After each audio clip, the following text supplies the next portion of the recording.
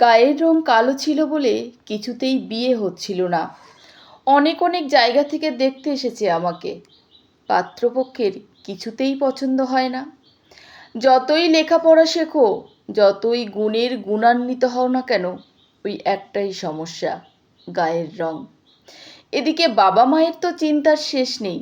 মা ভাবতো মেয়ের কি কোনোদিনই বিয়ে দিতে পারবো না।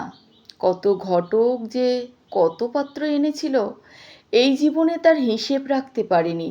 মনে আছে একবার এক ঘটক বাড়িতে এসে মাকে বলে গিয়েছিল, পাত্রপক্ষ যখন দেখতে আসবে তখন আপনার মেয়েকে হলুদ রঙের কোনো শাড়ি পরতে বলবেন। এমনিতে তো গায়ের রংটা চাপা, তাই বললাম আর কি। দেখবেন ঠিক পছন্দ হয়ে যাবে।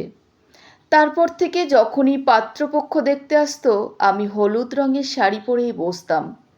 হলুদ রঙের শাড়িতে নাকি দেখতে ফর্সা লাগে। বুঝতাম না গায়ের রং কালো থেকে কি করে ফর্সা হয়। এদিকে আমার বিয়ে না হলেও দাদার বিয়ে দিতে পারছেন না, কারণ দাদারও বিয়ের বয়স হয়েছে। কিন্তু অদ্ভুত ব্যাপার এই যে দাদার গায়ের রং কালো, বেশ স্বাস্থ্যবানও বটে, অথচ দাদার জন্য কত সুন্দরী সুন্দরী পাত্রী আসছে দাদাকে বিয়ে করার জন্য। সুন্দরী মেয়েরা কালো ছেলেকেও বিয়ে করে নাকি দাদা ভালো চাকরি করে বলে। ব্যাপারটা কেমন যেন গোলমেলে। ঠিক গোলমেলে নয়, স্কুল কলেজে পড়ার সময় দেখেছি গায়ের রং যাদের ফর্সা তারাই প্রেম করতে পারে, তারা কত প্রপোজাল পায়। মনে মনে ভাবতাম এই কালো মেয়েকে দেখে কোনো প্রেমিক যদি বলতো, দেখেছিলাম ময়না পাড়ার মাঠে কালো মেয়ের কালো হরিণ চোখ। ভাবতাম গায়ের রংটা যদি একটু ফর্সা হতো তাহলে আমিও কারো প্রেমিকা হতে পারতাম। চেষ্টা করেও সব কিছু পাল্টাতে পারলেও গায়ের রং কখনো পাল্টাতে পারবো না। এদিকে একটার পর একটা পাত্রপক্ষের রিজেকশন, শুধু গায়ের রং কালো বলে। অথচ কবিদের কবিতায় কালো মেয়েরই কৃষ্ণকলি, লেখকদের গল্পে কালো মেয়েদের বিয়ে হচ্ছে রাজপুত্রের সাথে, কিন্তু বাস্তবে সম্পূর্ণ উল্টো। মানুষের ধারণা এটাই, গায়ের রং ফর্সা হলে তবেই সুন্দরী, আর গায়ের রং কালো হলে সে দেখতে খারাপ। নিজের প্রতি এক প্রকার ঘৃণা জন্মে গেছে। তখন এমএসসি পাশ করে ভালো রেজাল্ট করেই বা কী লাভ হয়েছে। ভাবলাম বিয়ে করব না, চাকরি বাকরি করব। বাবাকে বললাম, বাবা আমার জন্য আর ছেলে দেখার দরকার নেই, আমি বরং চাকরির সন্ধান করি। এমন কথা শুনে বাবা বলল, তোমাকে তো আর ঘরে বসিয়ে রাখতে পারবো না, আমি যা করব বিয়ের পর। তাছাড়া আমাদের বাড়ির মেয়েরা কখনো চাকরি বাকরি করে না, মেয়ের বিয়ে দেওয়াটাই যেন একমাত্র উদ্দেশ্য। শেষমেশ বাবা একদিন খবরের কাগজে বিজ্ঞাপন দিলেন বিয়ের জন্য। বিজ্ঞাপনের সাড়া দিয়ে পাত্রপক্ষ আমাকে দেখতে এলেন। দেখতে এসেই পছন্দ হয়ে গেল। মনে তো তখন দারুণ একটা খটকা লেগেছিল। এমন ভালো চাকুরে অবস্থাপন্ন ঘর আমার মতো কালো মেয়েকে পছন্দ করলো কি করে। সে খটকাটা চুলোই যাক, বিয়েটা হলোই। কারণ বাবা মাকেও আর কেউ বলবে না এখনও মেয়ের বিয়ে দাওনি কেন, ঘরে বসিয়ে রেখেছ। তাই বাবারও আর কোনো মতেই হাতছাড়া করতে চাইল না সেই পাত্রকে। কালো মেয়ের বিয়ে হচ্ছে বলে কথা, ঘাড় থেকে বোঝা নামাতেই হবে। টাকা পয়সা খরচ করে বেশ মোটা অঙ্কের পণ দিয়ে কালো মেয়ের গতি করে দিল আমার বাবা মা। মানে সোজা কথা হলো, বাপের বাড়ি থেকে ট্রান্সফার হলাম শ্বশুর বাড়িতে। বিয়ের পর শ্বশুর বাড়িতে আসার দিন থেকেই সবার মুখে একটাই কথা, ছেলের উপযুক্ত বউ হয়নি, কারণ ওই যে গায়ের রং কালো। বুঝলাম একটাই কথা, কালোদের দয়া করা হয়। শ্বশুরবাড়ির পরিবেশটা একেবারে সম্পূর্ণ আলাদা, সব কিছু ওনাদের নিয়মেই চলতে হবে। সেটা বিয়ের পর দিনই আমাকে বুঝিয়ে দেওয়া হলো। কত বড় বিরাট বাড়িতে আমার সব ঘরে যাওয়ার নিষেধ। দেখলাম সবার একটা করে ঘর আছে, সেখানে সবাই নিজেদের মতো করে কাটাতে পারে। আমি যে ঘরটায় থাকি সেটা আমার নয়, আমার পতিদেবের। ভীষণ মেজাজ ওনার। আস্তে আস্তে আমি হয়ে গেলাম ওই বাড়ির কাজের লোক। বিয়ের পর রান্নার লোককে আসতে মানা করে দেওয়া হলো, কারণ আমি এসে গেছি। বাড়ির সবার সব স্বাধীনতা থাকলেও আমার নেই। গায়ের রং কালো বলে সব জায়গায় নিয়েও যেত না আমাকে। ওনাদের অন্যায় আবদার সবটুকু মেনে নিতেই হবে।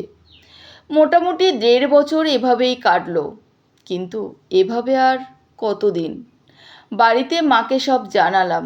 মা বলল, মেয়েদের সব পরিবেশেই মানিয়ে চলতে হয়, ধৈর্যের একটা সীমা থাকে, আর কত মেনে নেব? যে বাড়িতে নিজের স্বাধীনতাটুকুও নেই, সম্মান নেই, কারো থেকে ভালোবাসা পাওয়ার নেই, সবটাই ওদের মন মর্জি মতো চলতে হবে, সেখান থেকে কি লাভ? খেয়ে পড়ে বেঁচে থাকার মধ্যে জীবন চলে না। তাই দম বন্ধ করা জীবন থেকে বেরিয়ে চলে এলাম একদিন বাপের বাড়িতে। ফিরলাম, বাবাকে বললাম, বাবা আমি ডিভোর্স চাই, ও বাড়িতে আমি আর থাকতে পারবো না। বাবা মা অনেক চেষ্টা করেছে আমাকে ওই বাড়িতে পাঠিয়ে দিতে, আর আমি ফিরে যাইনি। সব কথা বাবাকে একদিন বুঝিয়ে বললাম, বাবাও বুঝলেন, কিন্তু মা বুঝতে রাজি নন। আমি আবার জেদ অনড় রেখে অবশেষে 1 বছরের মধ্যে আমার ডিভোর্সও হয়ে গেল। ততদিনে দাদারও বিয়ে হয়ে গেছে। বাড়িতে ডিভোর্সি মেয়ে বসে থাকলে তো কেউ ভালো চোখে দেখে না। গলায় কাঁটার মতো যেন একটা কিছু বিধা থাকে মনে হয়। এদিকে পাড়া প্রতিবেশী সমাজ স্বজন সবার কাছে আমি যেন বেঈমান, কারণ আমি ডিভোর্সি। আমাদের সমাজে এখনও নাকি ছেলেরা ডিভোর্স দেয় আর মেয়েদের ডিভোর্স হয়। অদ্ভুত ব্যাপার সব। দুজন মানুষ যা পরিবারের সঙ্গে বনিবনা হয়নি, তারা আলাদা থাকতেই পারে, কিন্তু এমনভাবে বাঁকা চোখে দেখবে মনে হয় মেয়েরাই দোষী। আর এটা নিয়ে মেয়েরাই বেশি মেয়েদেরকে বাঁকা চোখে দেখে। তারপর থেকে আমার জীবনের 15টা বছর কেটে গেছে। এই কালো মেয়েটাই এখন ঘোর সংসারী। আমি নতুন করে সংসার পেতেছি।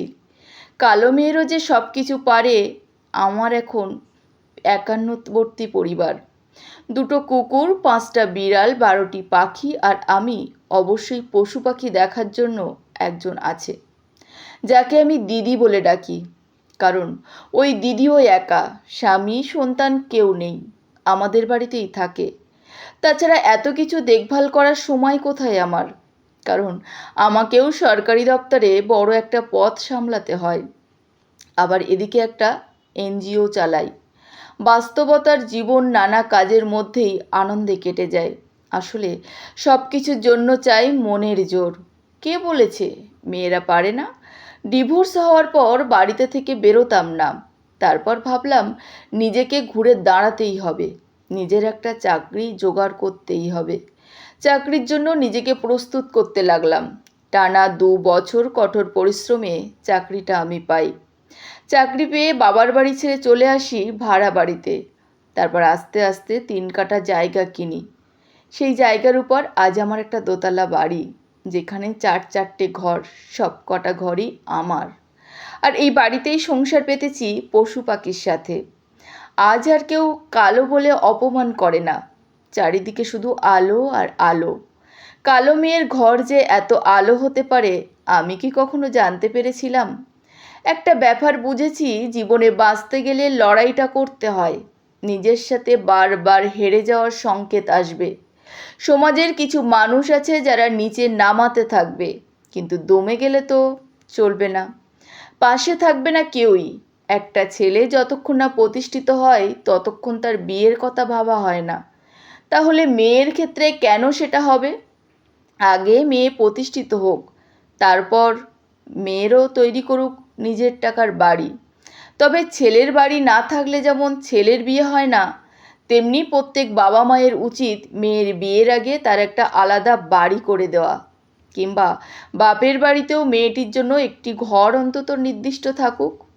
হোক মেয়েদের নিজস্ব কোনো বাড়ি। থাকে না বলেই তারা আর ফিরতে পারে না, পড়ে থাকে, মার খায়, অন্যের গলগ্র হয়ে বাঁচতে হয়। অনেক সময় দেখা গেছে বিবাহিত মেয়েদের নিজের বাবা মায়েরা সহানুভূতি দেখায় না। তার জন্য দিয়ে দিয়েছে মানে সব শেষ। মেয়েদের করুণ পরিস্থিতির জন্য শুধু শ্বশুরবাড়ির লোকজন যে দায়ী হয় তা নয়, নিজের বাবা মাও অনেকাংশে দায়ী কখনো কখনো। আর আমার মতো মনের জোর সব মেয়ের থাকে না, আর সব মেয়ে যে একটা চাকরি জুটিয়ে নিতে পারবে এমনটাও নয়। তাই গায়ের রং কালো হোক বা ফর্সা, উচ্চশিক্ষিত হোক বা কম শিক্ষিত, তার যেন একটা নির্দিষ্ট বাড়ি থাকে। তার আগে দরকার মেয়েদের স্বাবলম্বী হওয়া। মেয়েদের নিজস্ব কোনো বাড়ি নেই, হয় বাপের বাড়ি নয়তো শ্বশুর বাড়ি। তাই প্রয়োজন তার নিজের বাড়ি, একেবারে নিজের। ঠিক আমার মতো ঘরও নেই, আর অত্যন্ত নিজের ঘর, যার অন্তত একটা নিজের ঘর আছে।